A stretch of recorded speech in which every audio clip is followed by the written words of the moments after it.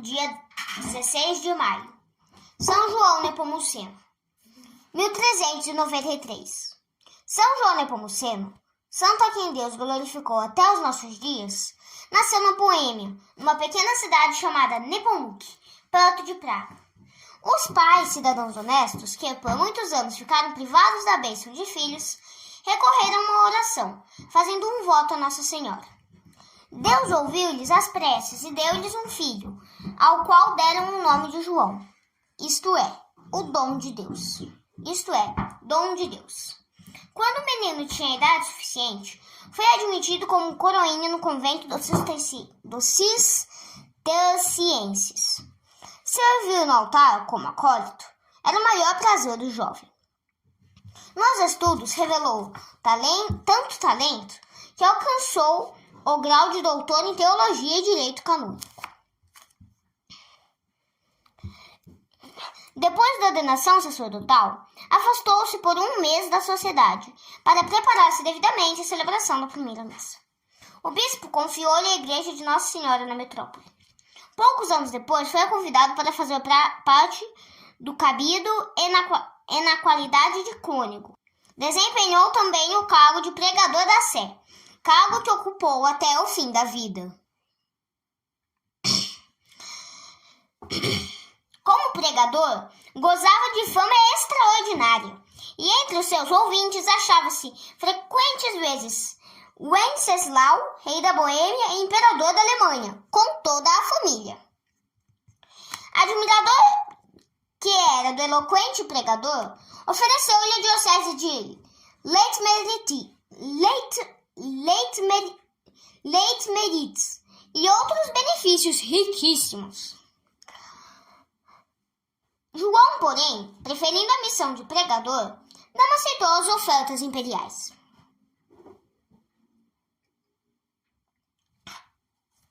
A imperatriz Joana escolheu para confessor esmolar do Paço Real. João, com muita competência, se desempenhou destas altas funções. O cargo de confessor da imperatriz trouxe-lhe a coroa do martírio.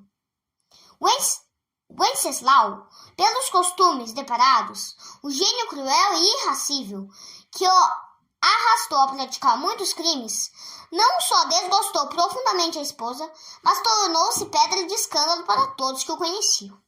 Joana, na impossibilidade de regenerar o imperial marido, pelas orações, penitências e obras de caridade, procurou merecer a conversão do mesmo. Na recepção dos santos sacramentos, achou força para levar com paciência tão pesada cruz.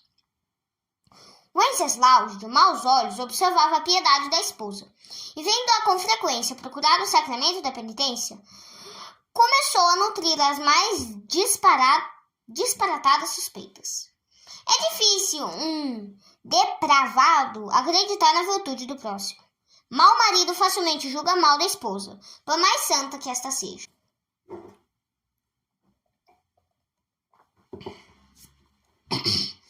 Desejoso de saber o motivo dessas repetidas confissões e aguilhoado pelas mais terríveis suspeitas, tratou de descobrir o que Joana confessava.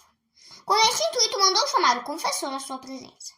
Após muitos rodeios, manifestou-lhe o seu desejo, não regateando os maiores elogios e abrindo-lhe radiosas expectativas, para o caso que lhe relatasse o que se passara no segredo da confissão.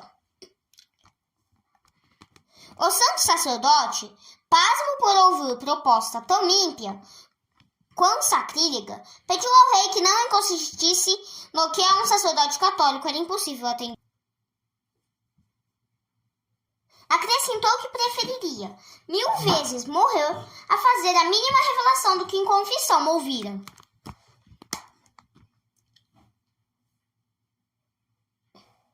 Ao ouvir esta resposta, Wenceslau encheu-se de rancor, mas conteve-se no momento, achando mais prudente aguardar a ocasião mais oportuna para vingar-se. Esta não tardou a oferecer-se. Por uma falta, aliás, muito desculpável, que o cozinheiro do palácio cometera, o rei, num requinte de crueldade, tinha ordenado que o pobre oficial fosse assado vivo sobre a brasa.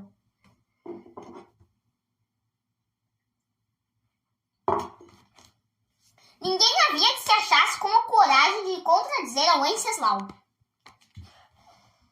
porque todos temiam a vingança do tirano. O pobre condenado achou, porém, um advogado na pessoa do santo sacerdote, o qual muito se empenhou para alcançar a revogação de tão bárbara sentença.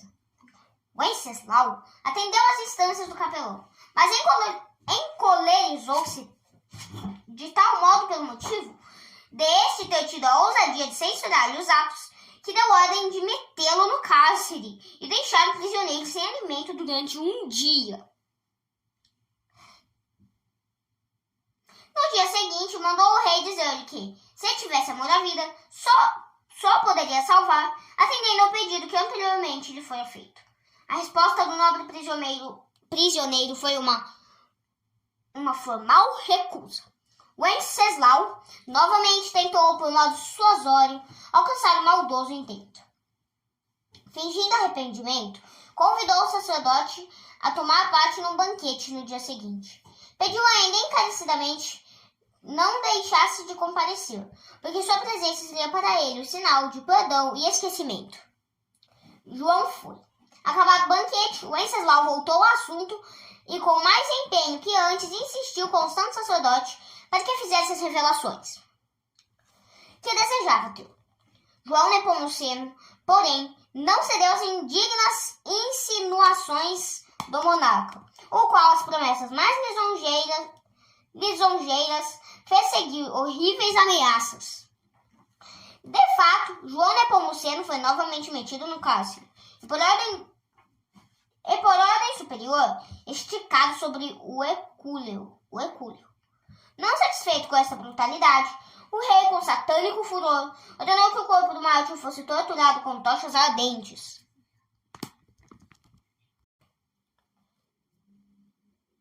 A todas estas cenas, Wenceslau esteve presente, saturando o ódio no aspecto dos sofrimentos da pobre vítima, que, elevando os olhos ao céu, no meio das dores cruciantes, invoca os nomes de Jesus e Maria. Terminado este martírio, João Nepomuceno foi posto em liberdade. A ninguém revelou o que lhe tinha acontecido. Logo que seu estado o permitiu, trabalhou como antes. Tendo-lhe, porém, Deus revelado que a fidelidade ao sigilo sacramental lhe custaria a vida, no domingo antes da festa da Ascensão de Nosso Senhor, subiu ao púlpito e tomou por texto da homilia as palavras: mais um pouco de tempo e não me vereis. A prática versou sobre grandes tribulações, novas e heresias, que viriam sobre a Boêmia e sobre a penitência que os fiéis deviam fazer para aplacar a ira de Deus. Apelou para os ouvintes para que conservassem a fé católica. Na véspera da Ascensão de Nosso Senhor, fez uma romaria à milagrosa de Nossa Senhora de Bunslau e, em preces ardentes, recomendou-se a Deus e Maria para o martírio que eu esperava. Pela tarde voltou a Praga. O rei da janela o avistou e mandou chamá-lo, dizendo, sem delongas: ouve, aqui se serviu de uma palavra altamente insultuosa. Tua morte é certa, se não te resolveres a contar a confissão da rainha. Por Deus, fartei beber água. O santo com firmeza retrucou: antes 1000 vezes morreu. Wenceslau mandou fechá-lo num quarto contíguo. Às 9 horas da noite foi levado à ponte, que liga a cidade nova à velha, e daí as mãos presas às costas e os pés por detrás, atados à cabeça, precipitado nas águas de Moldávia. O céu incumbiu-se de revelar o crime e trazer à luz o que as trevas da noite quiseram esconder. Apareceu uma luz claríssima que, em forma de milhares de estrelas, desceu sobre o corpo do mártir, acompanhando o rio abaixo. O povo, alarmado por este fenômeno, via a luz, sem saber dar uma explicação satisfatória do fenômeno. O próprio rei, sendo chamado pela rainha para apreciar a luz maravilhosa e de toda extraordinária, viu-a e ficou tomado de grande pavor. Como rompeu do dia, viu-se o corpo do santo deitado sobre a areia do leito do rio, cujas águas, para lhe dar lugar, tinham se dividido ao meio. Assim foi encontrado o corpo do santo mártir, em cujos lábios brincava um doce sorriso, reflexo de paz e santidade. Os membros do cabido levaram-no para a igreja mais próxima, e dias depois se efetuou a transladação soleníssima do mesmo para a catedral. Imediatamente começou a veneração de João Nepomuceno, e estupendos milagres confirmavam a fé na santidade do grande mártir.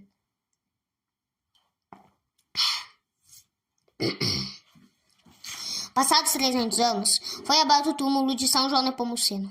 Posto que o corpo todo tivesse pago tributo à obra destruidora da morte, a língua foi encontrada fresca, como de pessoa falecida no mesmo instante.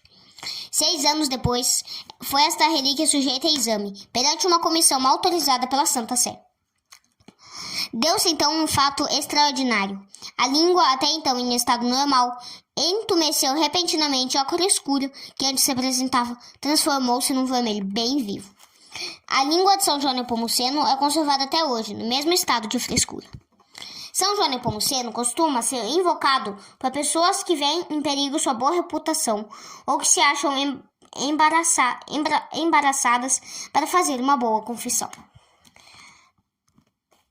São João Nepomuceno foi canonizado por Bento VIII em 1729. Grande arte saber falar e calar-se, quando as circunstâncias o aconselham. São João Nepomuceno interpelou ao rei, quando este se excedia em caprichos de crueldade.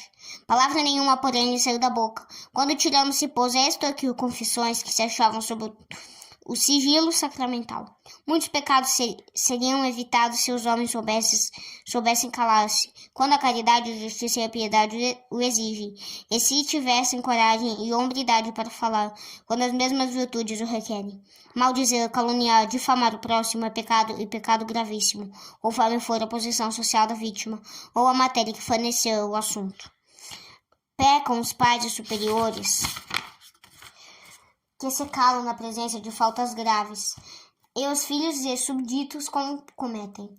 Pecam aqueles que toleram em sua presença conversas indecentes, ímpias e impiedosas, quando podiam e deviam protestar.